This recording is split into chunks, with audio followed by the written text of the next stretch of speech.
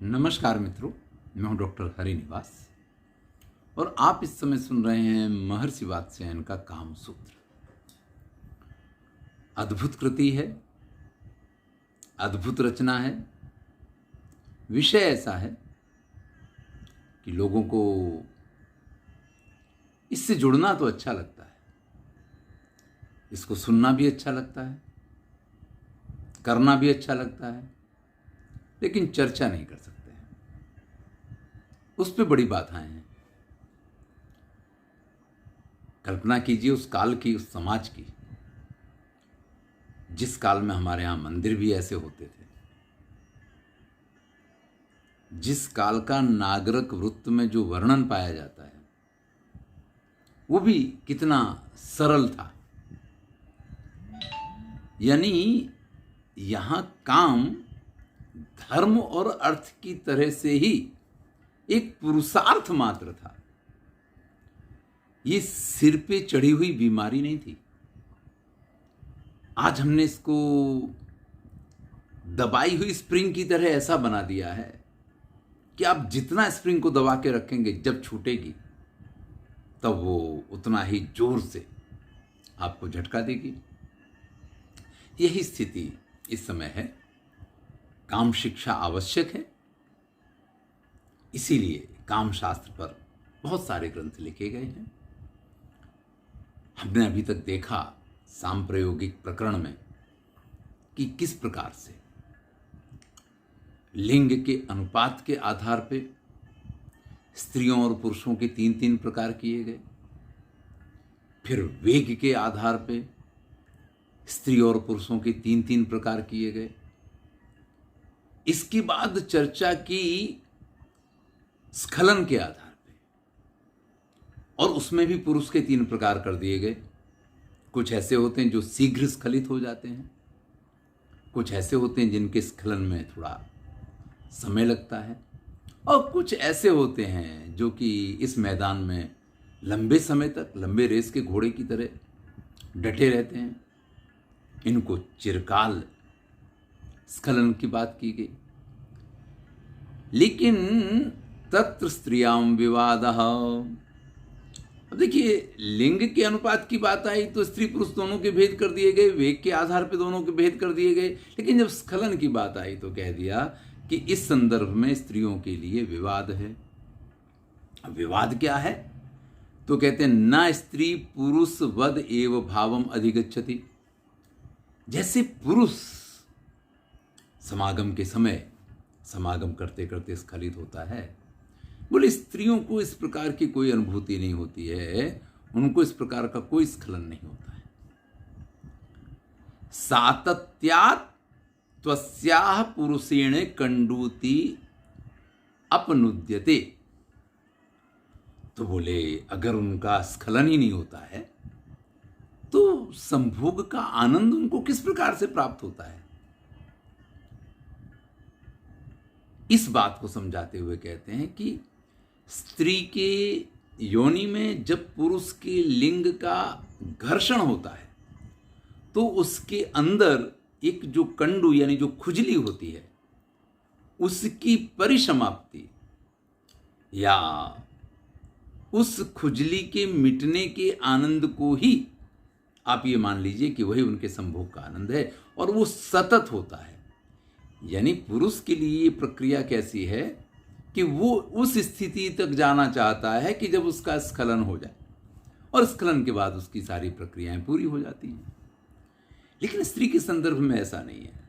वो उस क्षण से, जब से लिंग प्रवेश करता है वहां से लेकर के, और जब तक ये प्रक्रिया चलती रहेगी उसको इसका आनंद मिलता रहेगा, और इसमें और कोई आनंद नहीं होता है। इसमें सिर्फ स्खलन वाली कोई बात नहीं है। कंडू इति अपनुद्यते, उसकी जो खुजली है वो शांत होती है, बस यही उसको आनंद मिलता है। अब भाई विषय ऐसा है कि चर्चा करनी है स्त्री के आनंद की। पुरुष की स्खलन की बात करके आप पुरुष की चर्चा कर सकते हैं, लेकिन स्त्री को आनंद कैसे मिलता है, चर्चा करनी इस बात की। लेकिन मुश्किल ये है कि जितने पुस्तक लिखने वाले हैं, हैं, ये जितने शास्त्रकार हैं, ये सब पुरुष हैं।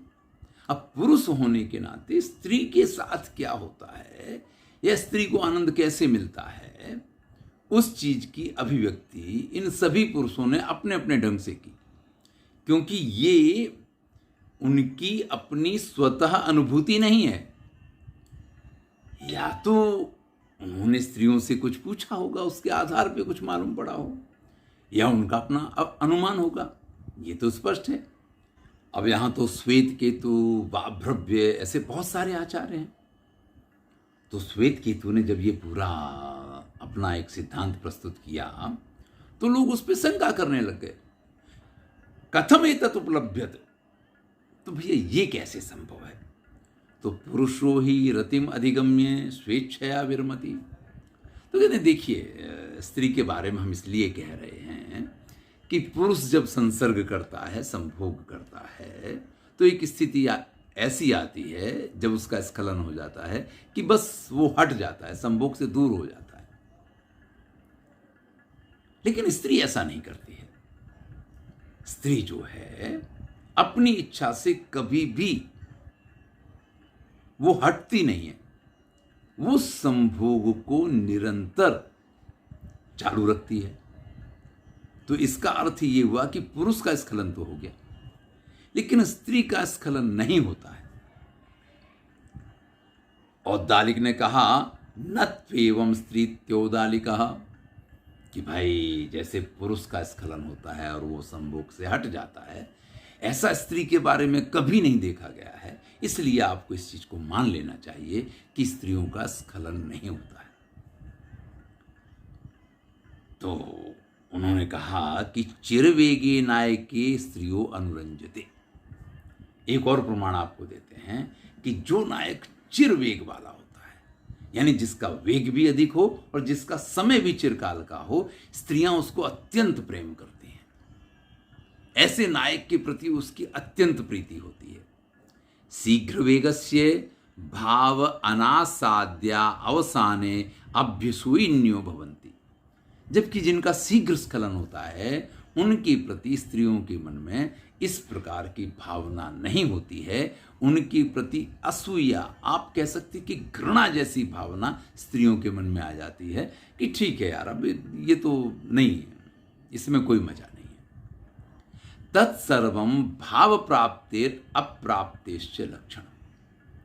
तो भैया यही इस चीज का सबसे बड़ा उदाहरण है कि स्त्रियों को जो है वो संभोग में स्खलन नहीं होता है, और उनको जो कंडू शांत होती है, जो उनकी खुजली शांत होती है, बस वही एक आनंद की प्राप्ति होती है। चूंकि वो पुरुष के आनंद के साथ अपने आनंद को मिलाती हैं, इसलिए वो उसके आनंद में आनंद की अनुभूति कर लेती हैं। अन्यथा स्खलन जैसा कोई भाव स्त्री के अंदर उपलब्ध नहीं है, उसके साथ ऐसा नहीं होता है। अब ये चर्चा थोड़ी विस्तृत है, तो अगले वीडियो में इसके आगे की चर्चा करूंगा कि अन्य आचार्य इस संदर्भ में क्या कहते हैं कि स्त्रियों का स्खलन होता है या नहीं होता है। अब चूंकि मैं भी ग्रंथ के आधार पे ही आपसे चर्चा कर रहा हूं, इसलिए और कुछ यहाँ कहने का अवकाश नहीं है। पहले ग्रंथ की चर्चा करते हैं, फिर आगे की चर्चा हम अगले वीडियो में करेंगे। मैं हूं डॉक्टर हरिनिवास। आप इस समय सुन रहे हैं महर्षि वात्स्यायन का काम सूत्र। आनंद लीजिए। अगर आप नए इस चैनल पे जुड़े हैं तो प्लेलिस्ट में जरूर जाइए, चैनल को सब्सक्राइब कीजिए और प्लेलिस्ट में जाके संस्कृत साहित्य और संस्कृति का आनंद लीजिए। धन्यवाद।